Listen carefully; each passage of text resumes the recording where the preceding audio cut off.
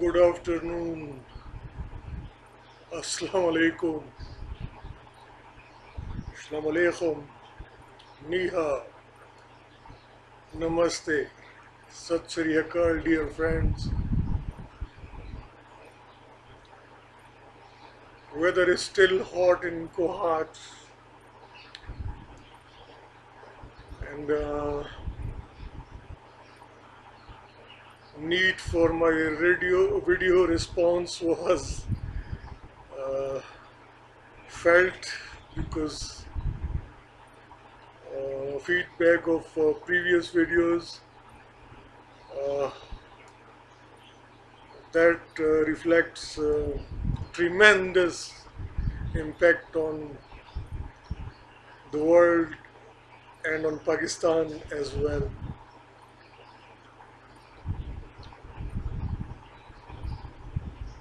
And the good thing is that the impact is positive.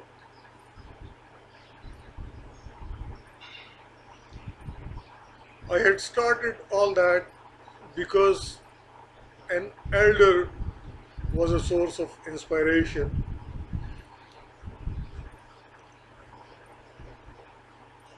And somehow that elder is from Swat Valley of Pakistan.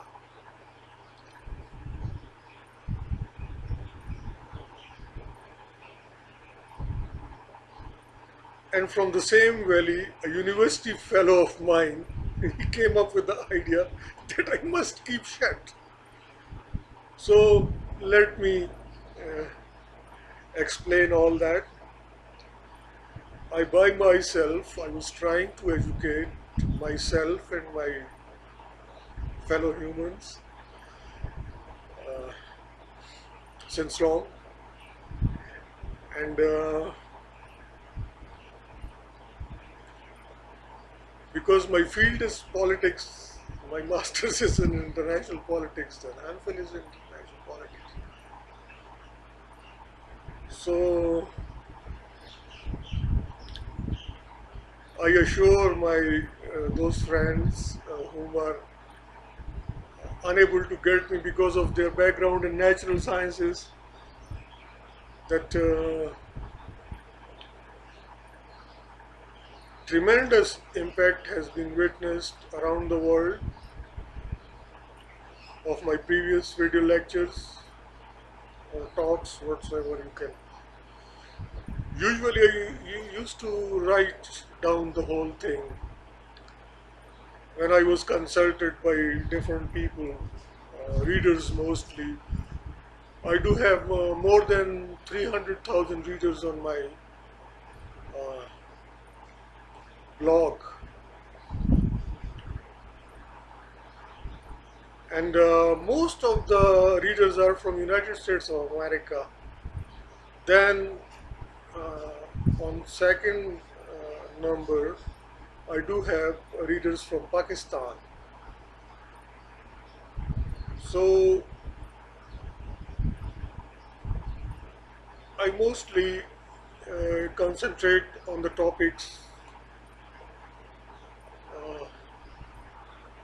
of the interest of my readers. During past few days,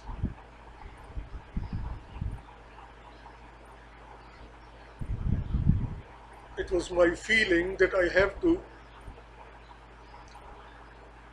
define the democracy once again, especially for my Pakistani readers.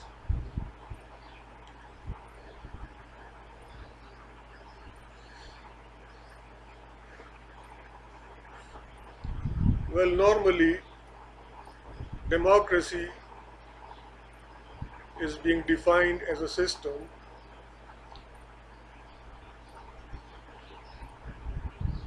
in which there is a rule of the people, for the people, and by the people. And of the people. So that word of the people is important to understand. when it comes to a political party, normally in Pakistan, uh, which the common perception is that there will be a boss, proprietor of a political party, and then rest of the members are known here as party workers. So they are all subservient to the will of only one man who owns that political party. So it's a first negation of the rule of the people concept of democracy. In political parties, like United States of America, like Great Britain, Pakistan is also having, uh, though the British Constitution is unwritten, but the common understanding there, which is called political conventions, that there will be a political party. Our constitution also provides for it. And political party means a political organization where the democracy is there.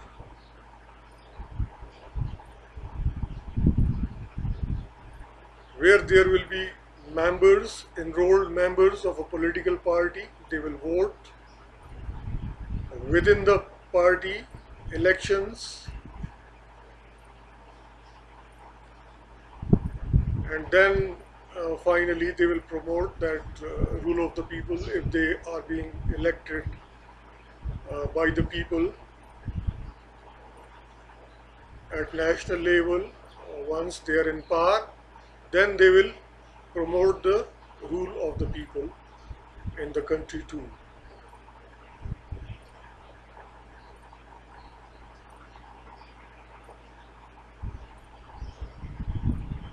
So how they do this?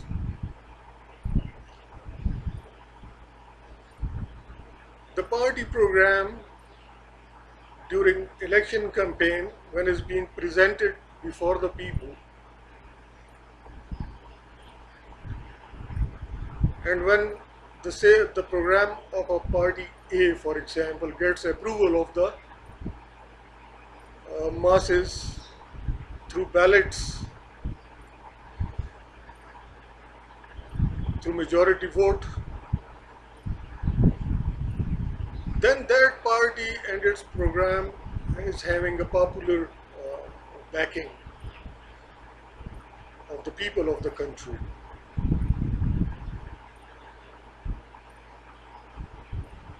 So in all these situations, will of the people is important. That plays an important role. And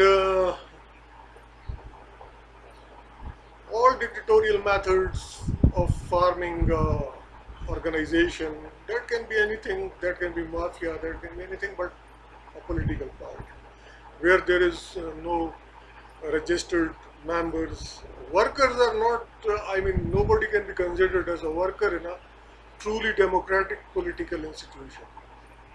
They're all members and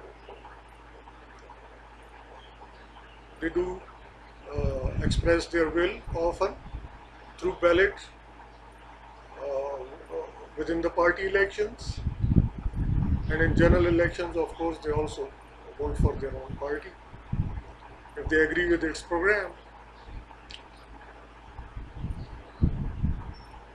Like other people who are not members of the party, but they do agree with the party program of a certain party. It is not so complex. And what is good in it? Why? Once you can make choices within the party where there is a democracy, where the ballot, ballot, rule of the members prevail, then you can have a better leadership. I mean, the competition is there. Everybody tries to be a better person, a better leader. So uh, through and they get filtered out if those who are not up to the mark, they get filtered out within the party elections. So by this way, when the rule of the people is there, then the human concerns, they gain importance.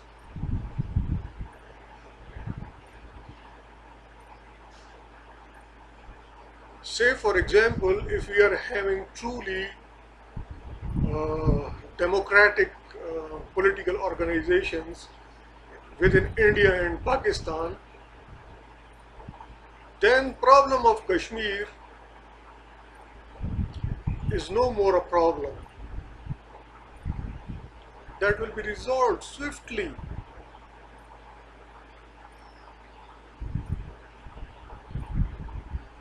Humans, no matter whatever their religions are, they don't like to be cruel with their fellow beings. Some of the psychopaths, they are the exceptions, but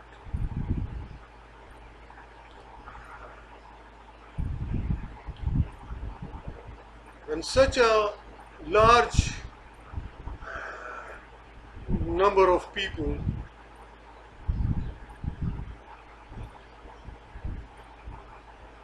are dwelling especially in subcontinent, when are taken over by political organizations which are not truly democratic,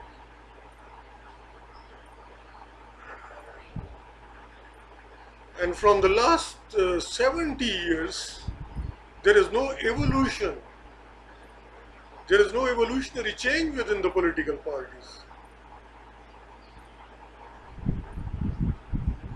which are so-called political parties. Actually, they are political mafias because are headed by one person, owned by one person, one family. So,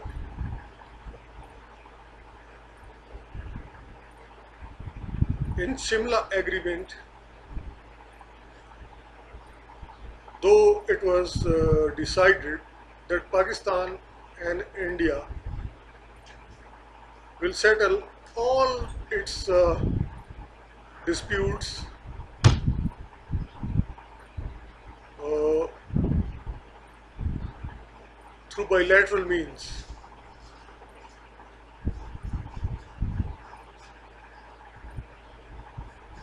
And that was a great decision. I mean,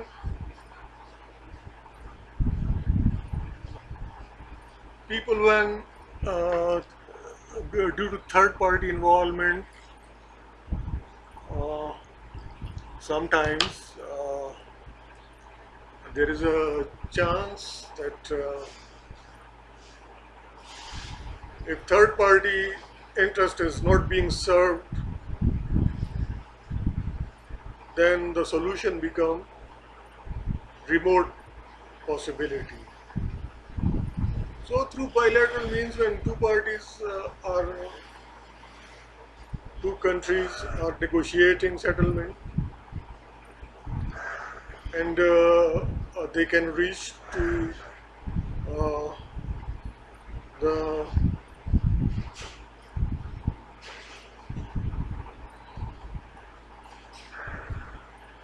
they can reach to the conclusions which can serve their mutual interest in a better way, it is likely that they will settle the dispute among them, provided that both countries are having uh, literate, experienced, and people of having those people who are having good sense, if they're involved in negotiations,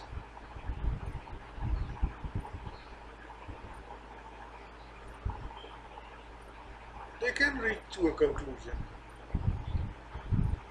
But the problem is that since long, from the last 70 years, we are having democracy in India, which claims itself to be a largest democracy of the world, without having any democracy within its own political parties.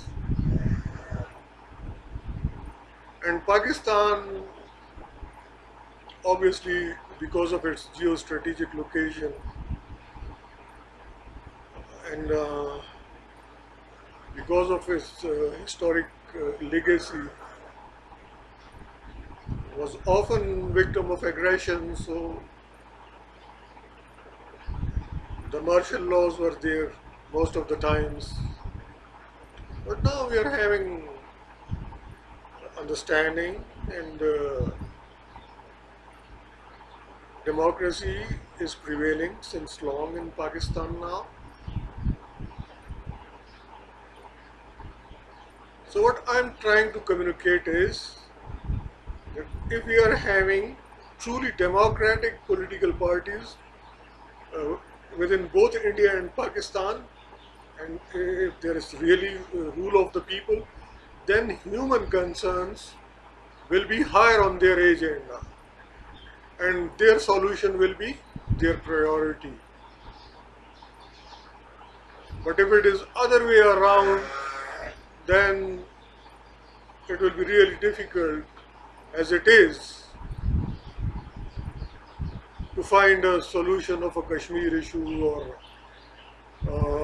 what was happened to Hyderabad, because uh, even within India, Mizoram and Nagaland, people they're having freedom movements.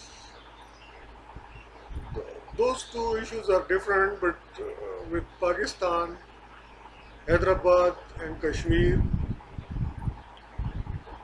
these were Muslim majority areas and were taken over by India. And according to the partition formula, all the Muslim majority areas were to be included in Pakistan.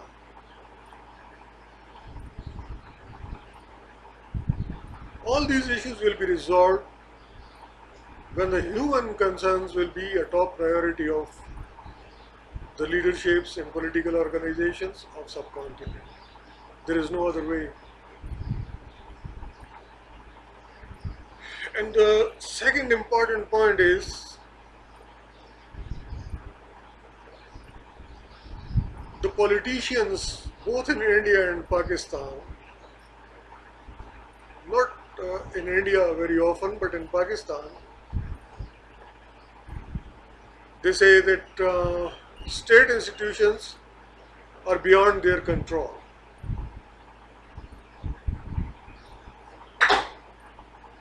Well, when you will be heading a legitimate political organization, having democracy in it, then state institutions will definitely respect your legal and lawful and constitutional existence.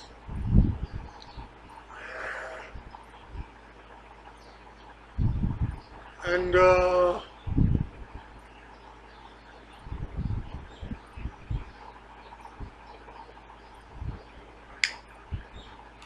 you will be in a better position to implement the will of the people through your decisions, because you will be a truly elected representative of the people, and human concerns will be high on your agenda.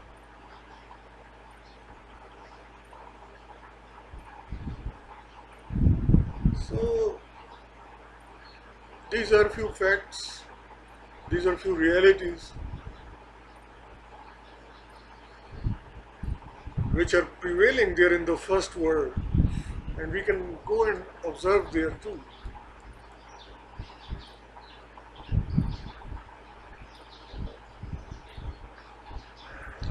What happens, why United States of America, most often the question is raised before me is that the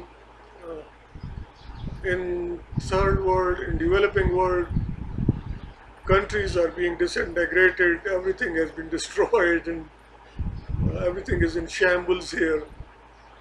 But nothing bad happens to United States of America or Great Britain or to other Western democracies.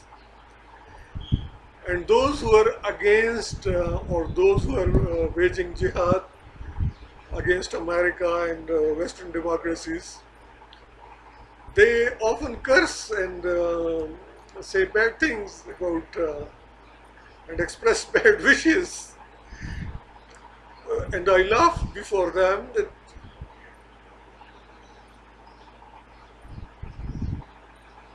the, obviously I cannot discuss, or they will never be able to understand, that will be abhorrent to their mind if I tell them that if you are having a system where you can exercise your free will in lawful and constitutional manner as an individual, regardless of gender, obviously you are a happy person there. And happy people, they, if the state structure is like this, if the democracy is there and freedom of choice is there, obviously you love your country. You don't need anyone holding a gun on your head to keep you loyal of your country, because you willingly love a place where you have freedom of choice. The second point, why America is so loved, or Great Britain or rest of the Western democracies, by their people, because their property rights are guaranteed by the Constitution.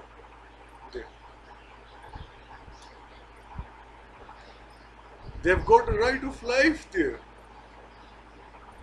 Those states are welfare states in true sense of the word. So that's why they're loyal to their states. They're not at the verge of disintegration. They've got freedom of expression. And when they express themselves, they're being taken seriously. If their concerns are genuine, that are being addressed swiftly.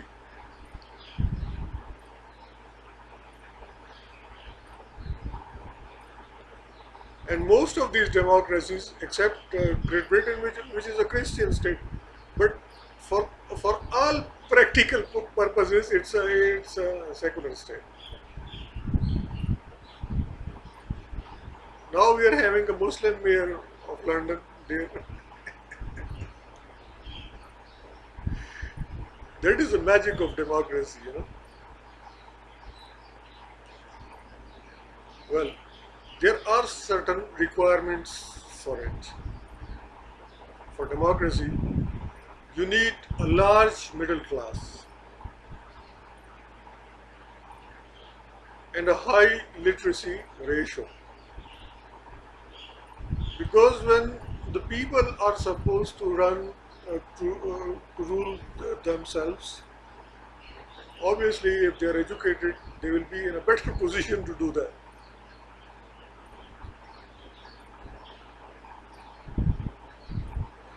Why we are having such a funny situation in subcontinent?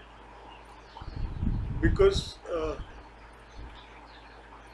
our leadership, I respect all of them, okay, but they're not so literate. We were having one PhD as Prime Minister of India, and then he was suddenly replaced by the people of India, and now we are having a prime minister in India who is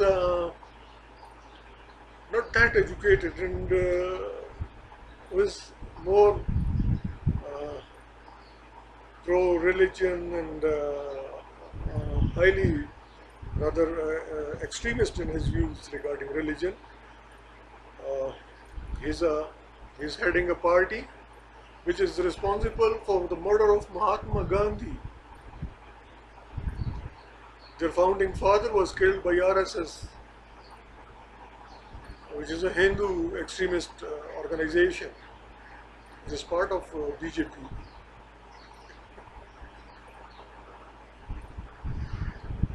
So this situation is really funny here. It's sometimes when I mean, I take it lightly, and I want you to take it lightly, because you're not supposed to have a heart attack while thinking, after getting all this picture, that where you are stuck now. All my readers and all those who have uh, uh, consulted me to come up with a with my analysis of the situation.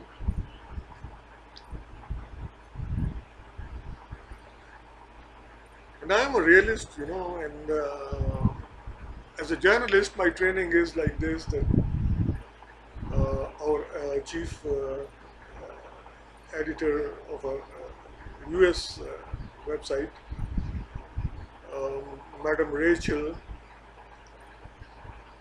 she always had pleaded for some humor in our columns, in our news reports and all that, because the impact of it shall not be devastating upon our readers, or viewers, or listeners.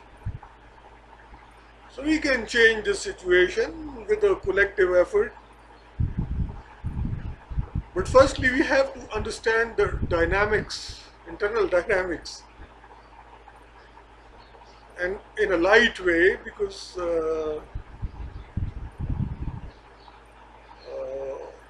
all those who are representing the less educated factions, but are now holding positions as top executives, especially the top executive of the largest democracy in India,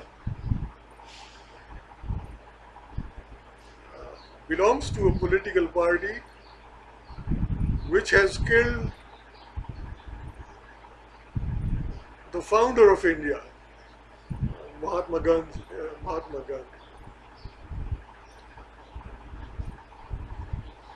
So what do you expect, that use of pellet guns in Kashmir, which is snatching eyes from the peaceful protesters, will be a worrisome factor for him?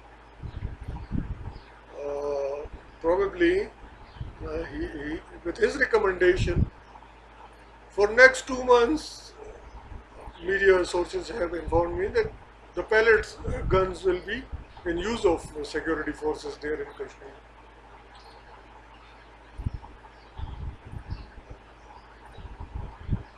That is really a tragic situation in a subcontinent which is a symbol of civilization for the world. Some of the historians, they say that we have 3,000 years old civilization, and some of them, they say that we have 5,000 years old civilization here in subcontinent. The strategic aspect, which my friends both in India and Pakistan, they shall know. They are aware of all that. In olden times, few thousand years ago, subcontinent was ruled by Rajas and Maharajas. Okay? Mostly Hindus and Buddhists.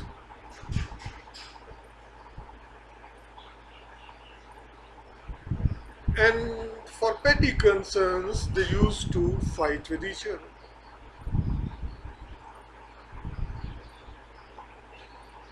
So there was no united India in olden times. Okay,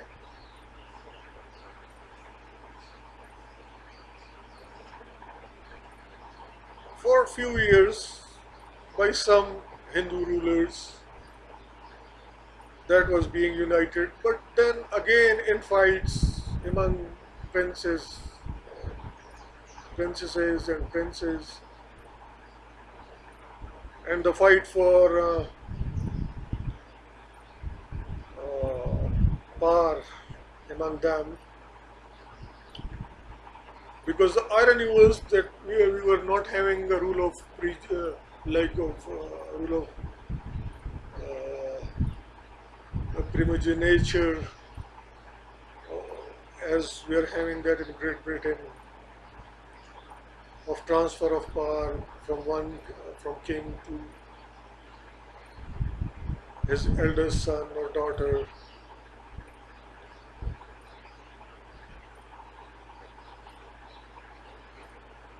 So always there was an infight, even when the India was united after the death of the king, or sometimes even during his lifetime.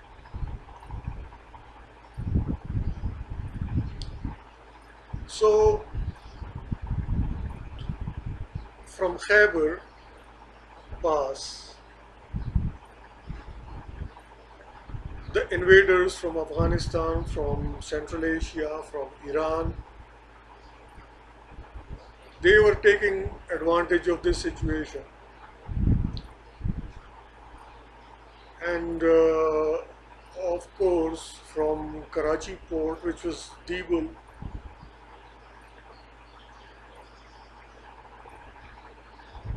people of Middle East had taken advantage of this situation. They had conquered subcontinent and established their rule, and Islam was introduced here as a religion of the people. Then Britishers came, Portuguese came, French came through the ports of Calcutta and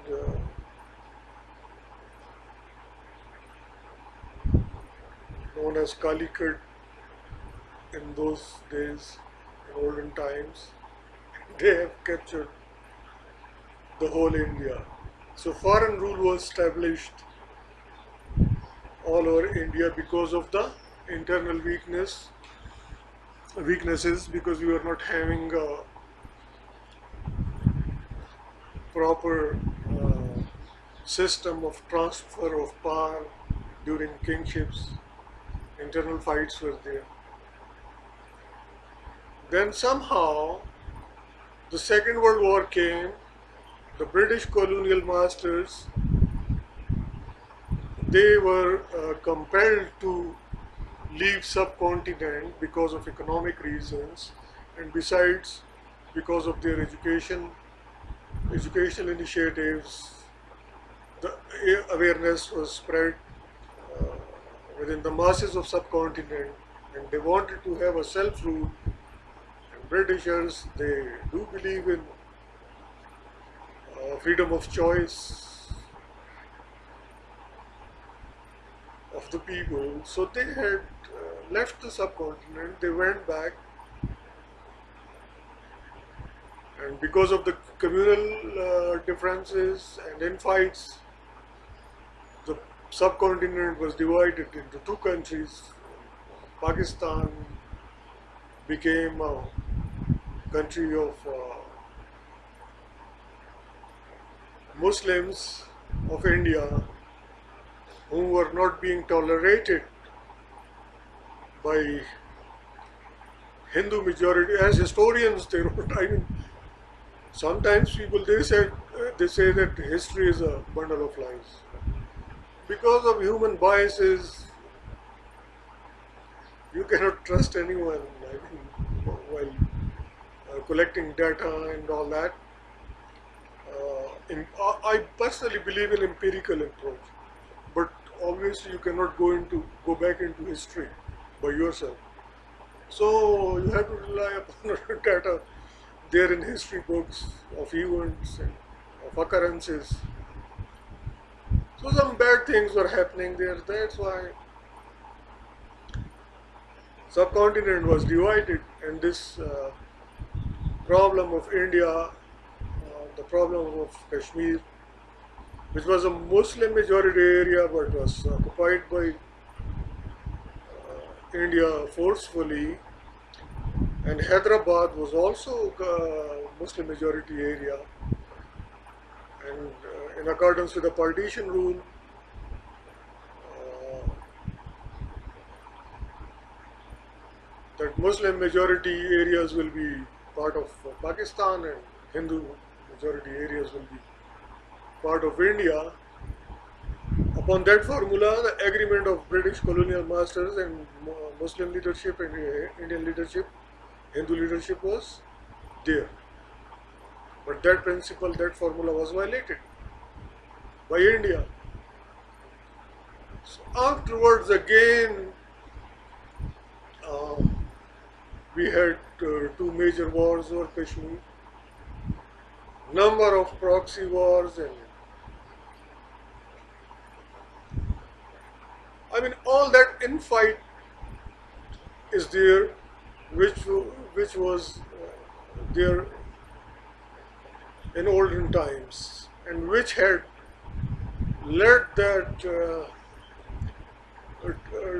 towards occupation of subcontinent by external forces. Because internally, if you are weak in fighting all the times, and so obviously,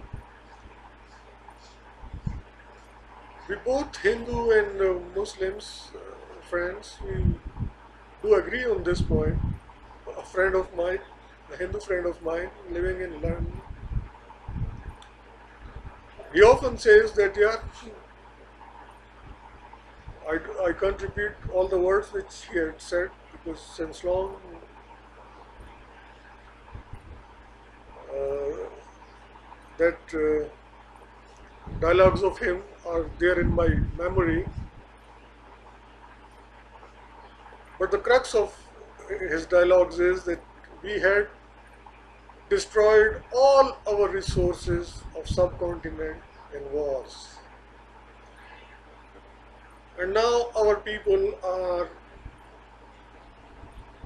deprived of basic amenities,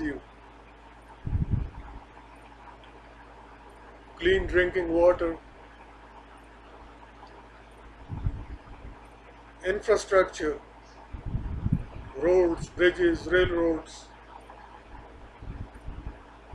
which are necessary for the human development. Subways we need because of the growing populations in Bombay, in Karachi, in Lahore, in Delhi, but we don't have money for that. We're always buying weapons, sometimes from Russia, sometimes from America. Just to India wants to prove that Kashmir is integral part of India, and if we and they have if it is okay. Now the irony is that the integral part statement has two dimensions, positive and negative as well.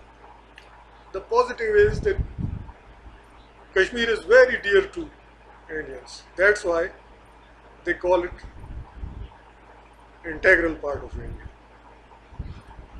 Why it is so dear to them? The first and foremost reason is that it was dear to their founding father, Honorable Pandit Jawaharlal Nehru, because he by himself was a Kashmiri Pandit. His forefathers, his forefathers were there in the court of a Mughal king on important positions because of their wisdom and beauty as well. So the Mughal king had granted land to them in Allahabad area of India at the side of a canal. So canal in Urdu is Nahr. So Nehru family is called Nehru family because their lands are there in Allahabad at the side of canal.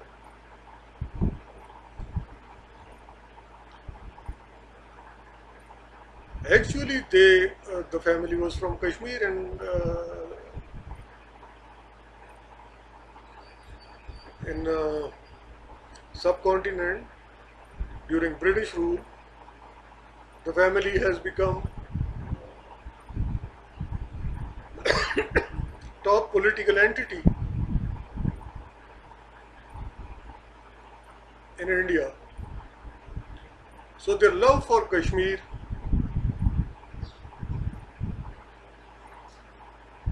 especially of Pandit Jawaharlal Nehru's love for Kashmir, had compelled him to invade Kashmir and to take that by force.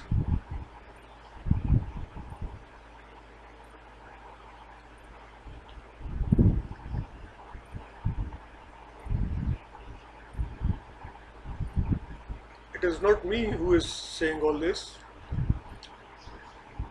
Pandit ji has written this in his own book. So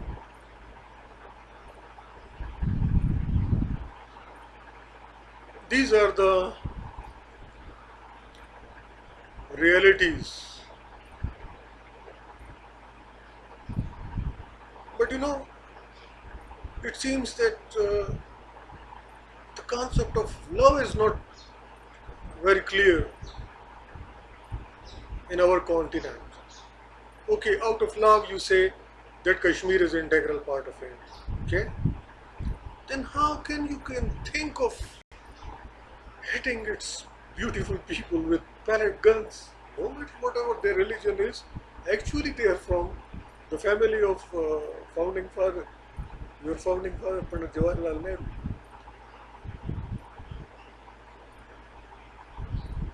So once you love someone, you don't hurt that person or a community or a region.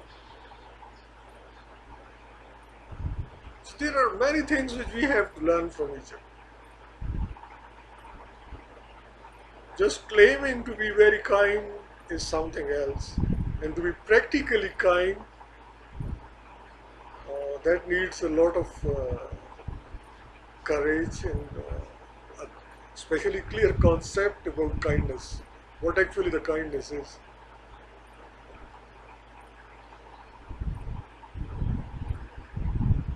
So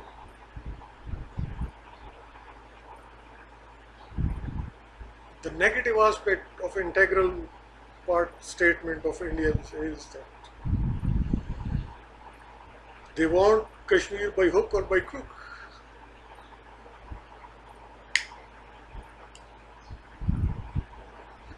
And that is the real part of the story, because there is no love involved. Especially the recent data which I have received regarding use of pellet guns. I have received the pictures, videos, evidence, and then statements of Indian journalists within India and the treason charges against them. I mean, that is height of hatred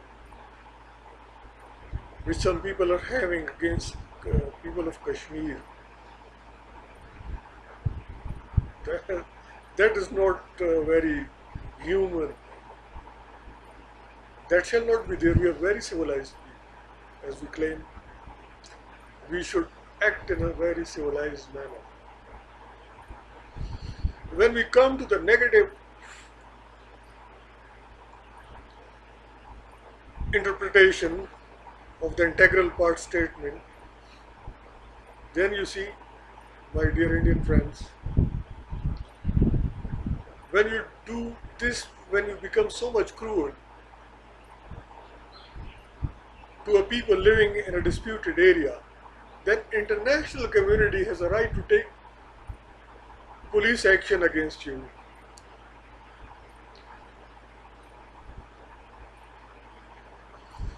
Under the UN umbrella.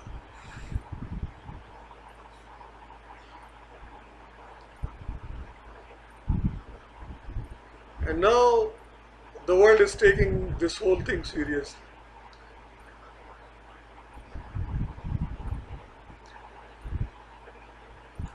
Who is responsible for creation of this situation in Kashmir?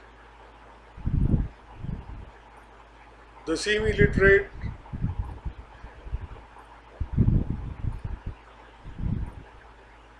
illegitimate leadership,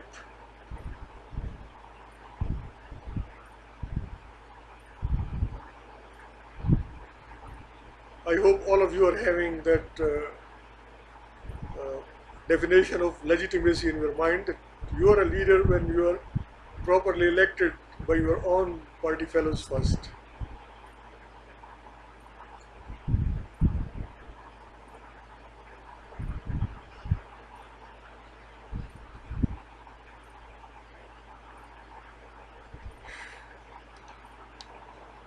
So in absence of that legitimate leadership,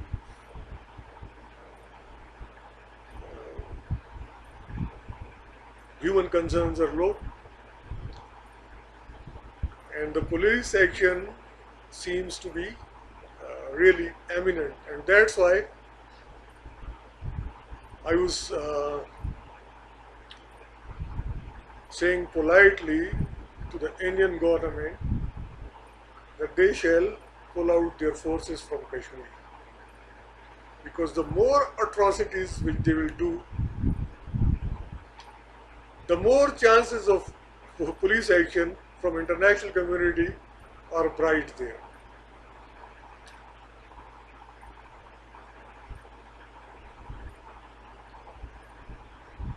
Some of my journalist friends, they have responded that whether Pakistan will pull out its forces from Azad Kashmir, which is with Pakistan, well, there is no complaint against us. People of independent Kashmir,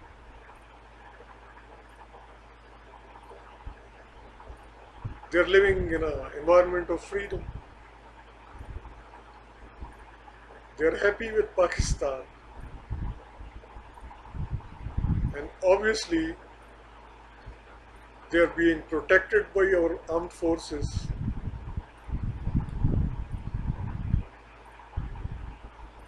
In case of plebiscite, some of my journalist friends are of the view, and probably they are right too, if under UN the plebiscite is going to be held in Kashmir, then in that case UN forces will take over Kashmir, and the UN appointed administrator will be there of Kashmir, who will supervise and who will arrange that plebiscite, in which people of Kashmir will express their will, whether to stay with Pakistan or whether to live with India.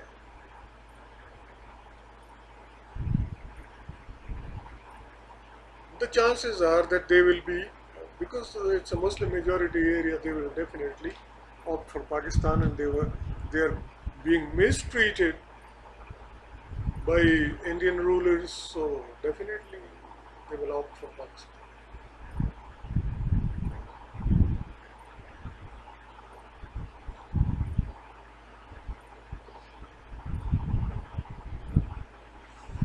Whether it is Kashmir or Hyderabad or other disputes between India and Pakistan,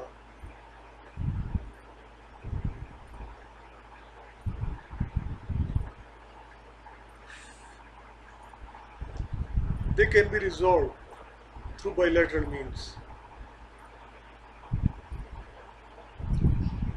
within the spirit of Shimla Agreement signed between Prime Minister Zulfikar Ali Bhutto and Prime Minister Madam Indira Gandhi after the war of 1971.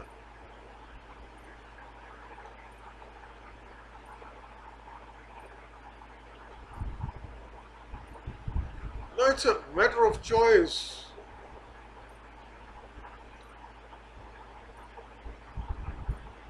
Of the vast majority of the people living in subcontinent. Frequent elections are there in India, especially after every 5 years they hold elections, and in Pakistan too from the last decade or so. It's a common practice here that all political parties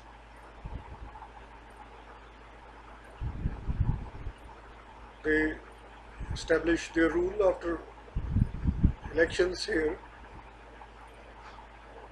The technicalities which prevents those political parties and their leadership from addressing human concerns, I have explained earlier that there shall be a legitimacy, there shall be a legitimate leadership, there shall be elections within the political parties, there shall be a democracy within the political party, and then they will be in a position to hold the human concerns high.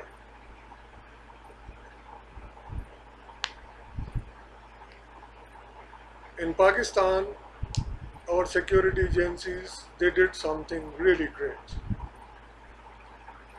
And obviously, the good sense which is prevailing here in our political leadership too, have resulted in demolition of torture cells in Karachi. And there is a pleasant change now. I have heard the people saying that now we can exercise our free will, because nobody can impose themselves or them as their leader through means of torture and coercion. So pleasant changes are here in Pakistan, and we are heading towards having legitimate leadership of legitimate leadership in political parties too. They are on road towards party elections.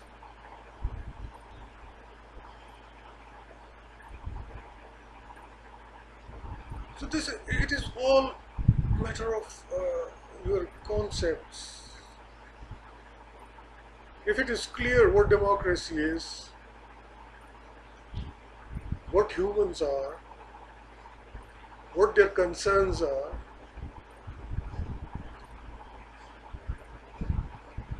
then it is really so easy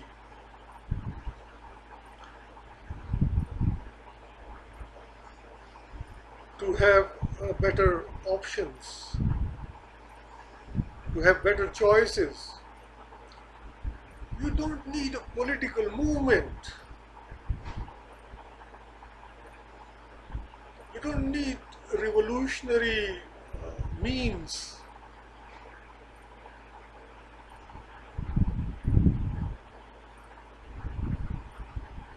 It is all related with your formal and informal education. If our universities are imparting true knowledge to our social scientists, and if doors are open for them to become leaders in society,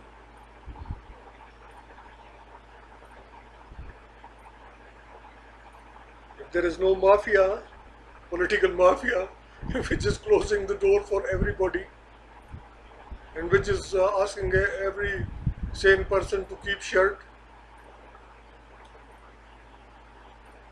obviously there will be a pleasant change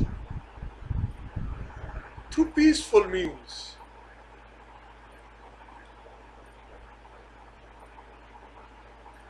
What are the informal means of education? Through media, when we get information, that is informal way of educating people. And actually, journalists are also responsible for imparting informal education through written words, through spoken words, through print and electronic media. Actual responsibility is of political leadership. And I'm sure that once they by themselves are clear, I don't think that there will be any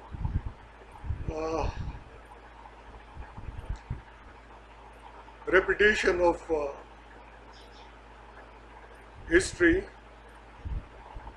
because when we learn through experience, then history does not repeat itself.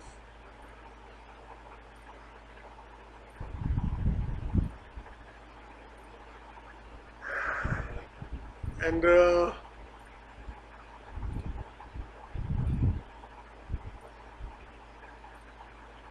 I think that my message is now clear to all those who have raised this concern before me,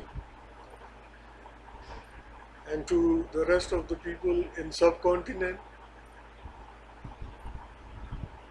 that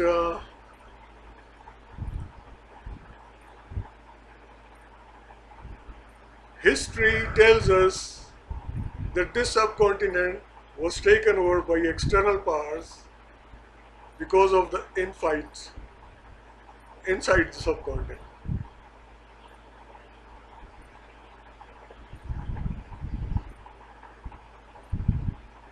And I hope that we have learned through experience that we shall not resort to fighting. We shall resolve all our outstanding issues through peaceful and bilateral means, so that nobody else can collide us. Because a third party, their interest might be, for example, if there is a country who solely depends upon sale of its arms and ammunition, and Pakistan and India wants their mediation, obviously they will collide them further. Because when they fight, when people of subcontinent, they fight, their arms sales are